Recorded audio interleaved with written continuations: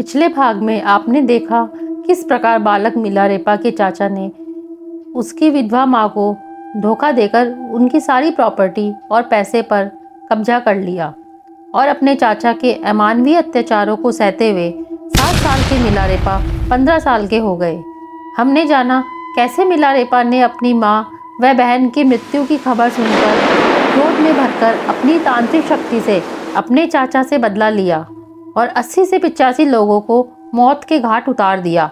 इतनी हत्या करने वाला कैसे कहलाया बुद्ध का अवतार? आइए जानते हैं मिलारेपा की अद्भुत रहस्यमयी कहानी।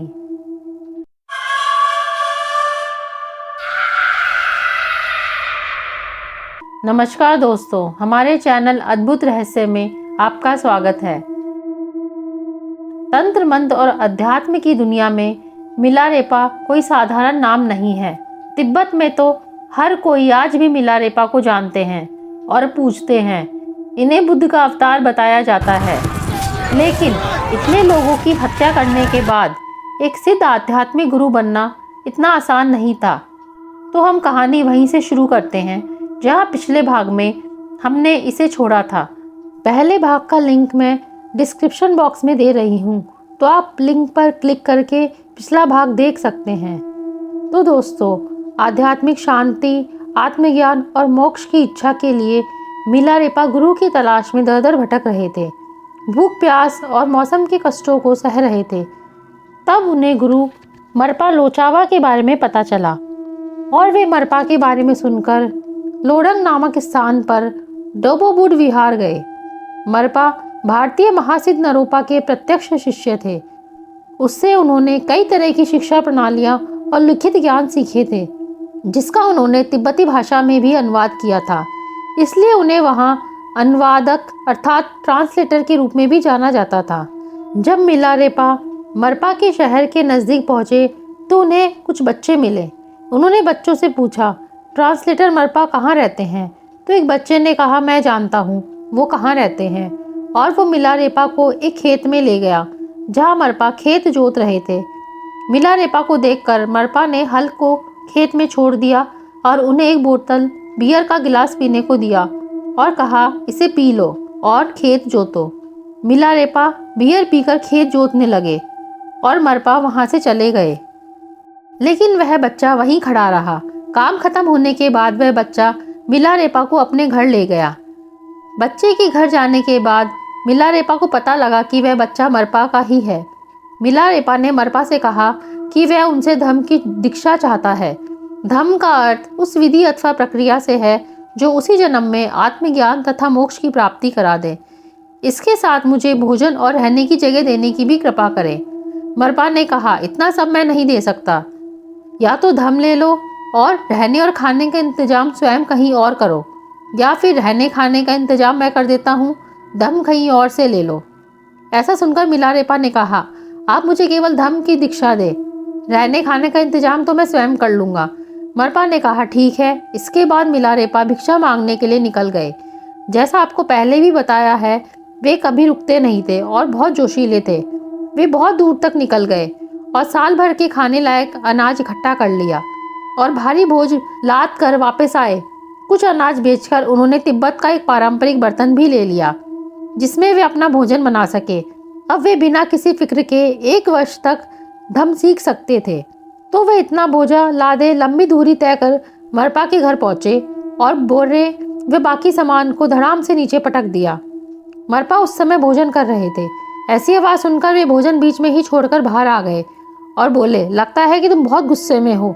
इतनी भयंकर आवाज़ से तुमने इस पूरे घर को हिला दिया। लगता है तुम अपने चाचा के घर की तरह इस घर को भी गिरा दोगे। बहुत हुआ, तुम वापस चले जाओ। मिलारेपा ने कहा, गुरुदेव, आपके कहे अनुसार मैं अपने भोजन का इंतजाम करने गया था। मैंने साल भर का अनाज इकट्ठा कर लिया है। यह बहुत भारी था तो मुझसे गिर गया, मुझे क्षमा करें। मरपा ने कहा, इंसान के काम करने और रहने के ढंग से उसकी सोच व चरित्र का पता लगता है। तुम लापरवाह और क्रोधित हो। तुम मेरे घर से बाहर रहो, अपने अंदर सुधार करो, खेत जोतो और दूसरे काम करो। जब मुझे ठीक लगेगा मैं तुम्हें धम्म की दीक्षा दे दूंगा। मिलारेपा बहुत दृढ़ संकल्पी थे और प्रबल इच्छा शक्ति रखते थे। उन्होंने इस शर्त को भी स्वीकार कर लिया और कड़ी मेहनत करते रहे। वर्षों गुजर गए। इस बीच मरपा के पास अनेक शिष्य आए और अनेक प्रकार की दीक्षाएं लेकर वापस चले गए, लेकिन मिलारेपा को ना तो कोई दीक्षा मिली ना ही कोई शिक्षा। वो बस कड़ी मेहनत करते थे। वो खेत जोतते, सारे घर की सफाई करते थे और भी जितने मेहनत के काम होते थे उन्हीं को दिए जाते थे। ऐसे 8 वर्ष बीत गए और वे इंतजार करते रहे। मिलारेपा कई बार दूर से दीक्षा के कार्यक्रम और सत्संग देखते थे, लेकिन उन्हें किसी भी सत्संग अथवा कार्यक्रम में बैठने की मनाही थी। वर्षों से इंतजार कर रहे मिलारेपा एक बार चुपचाप एक दीक्षा समारोह में जाकर बैठ गए, इस उम्मीद से कि शायद उन्हें भी दीक्षा मिल जाए। मरपा आंखें बंद करके ध्यान में बैठे थे। वहाँ सभी शिष्य भी आंखें बंद करके बैठे थे। मिलारेपा भी बैठ गए। थोड़ी ही देर में मरपा आंखें बंद किए ही उठे और अपने डंडे से मिलारेपा की जमकर पिटाई कर दी।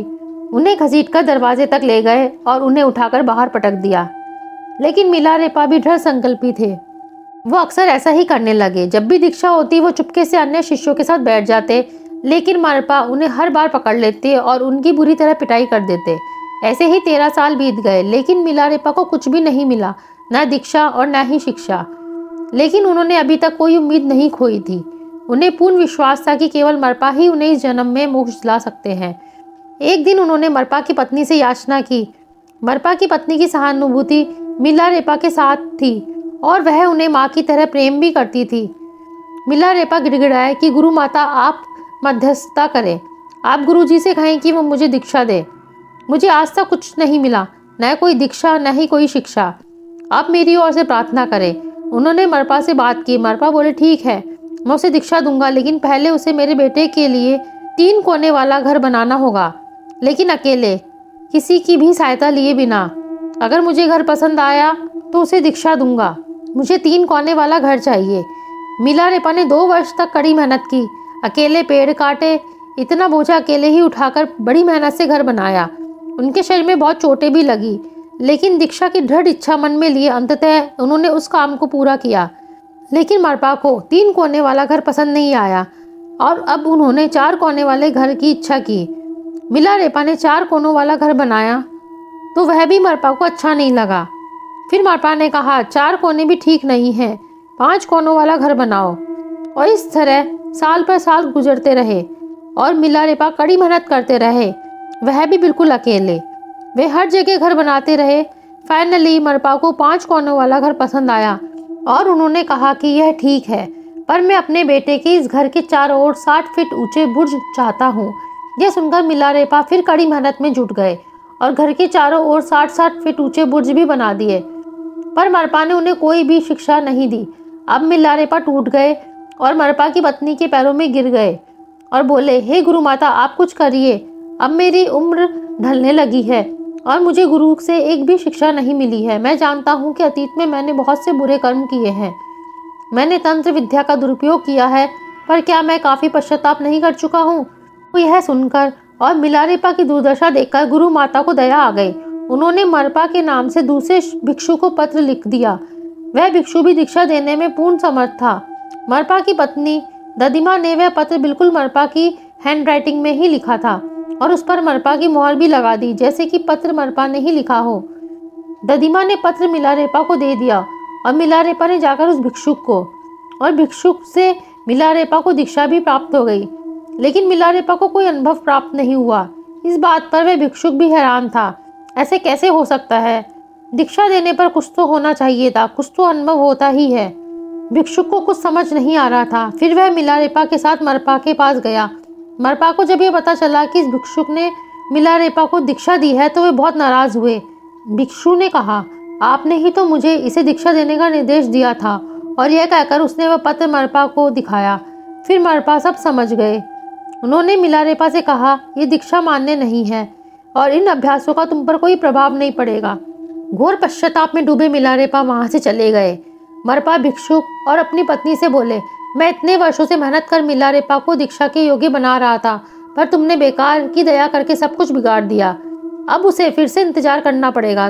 दोस्तों, पहले भाग में हमने आपको बताया था कि बालक मिलारेपा व उसके परिवार के साथ उनके चाचा चाची ने किस प्रकार जुल्म किए थे, जिससे मिलारेपा क्रोध को अपने मन में पाल कर बड़ा हुआ था। उसके मन में क्रोध, बदला व शासन की भावना के बीज बाकी थे। वह लोगों पर अपना वर्चस्व स्थापित करने के लिए शक्ति प्रयोग में विश्वास करता था।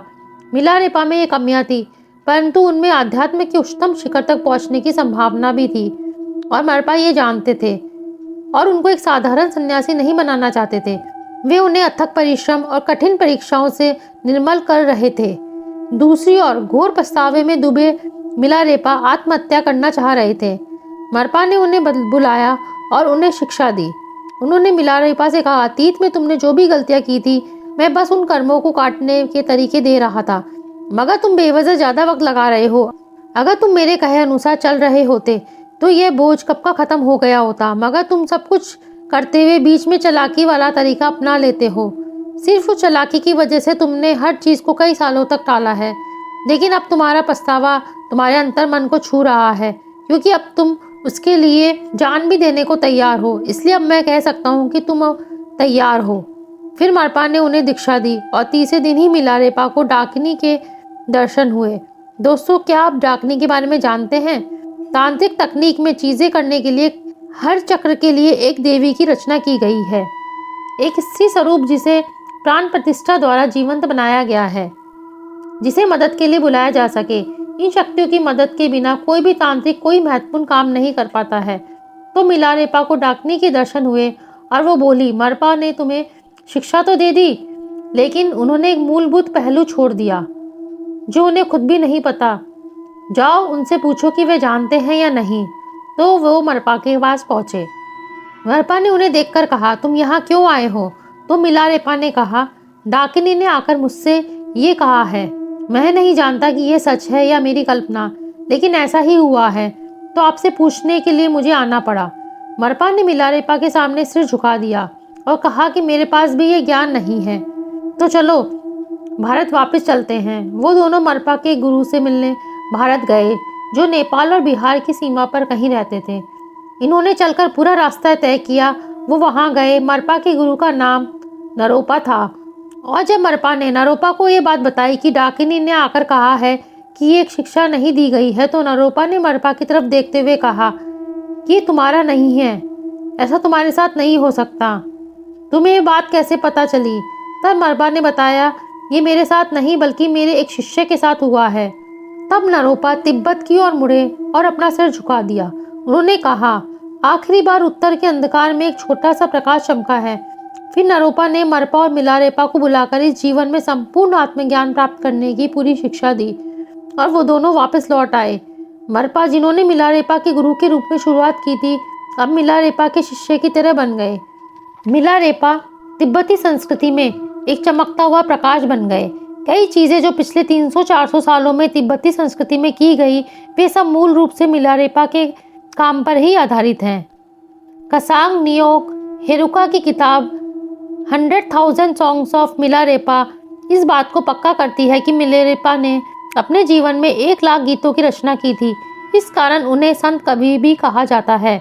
द लाइफ ऑफ मिलारेपा पुस्तक में भी मिलारेपा के गीतों का दोहरा है। मिलारेपा ने लोरंगतंग की गुफा में एकांत में 11 महीने तक साधना की थी। इसकी समाप्ति पर उन्होंने अपना पहला गीत गाया था।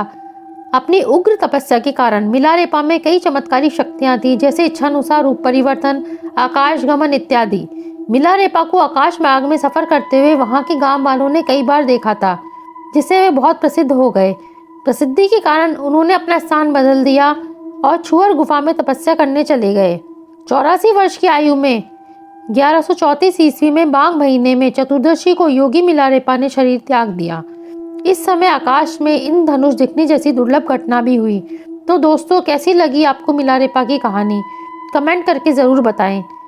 जल्द ही नई अद्भुत रहस्यमयी नए किस्सों के साथ हम आपसे फिर मिलेंगे। नए वीडियोस के नोटिफिकेशन के लिए चैनल को सब्सक्राइब कर बेल आइकन दबाना ना भूलें। धन्यवाद।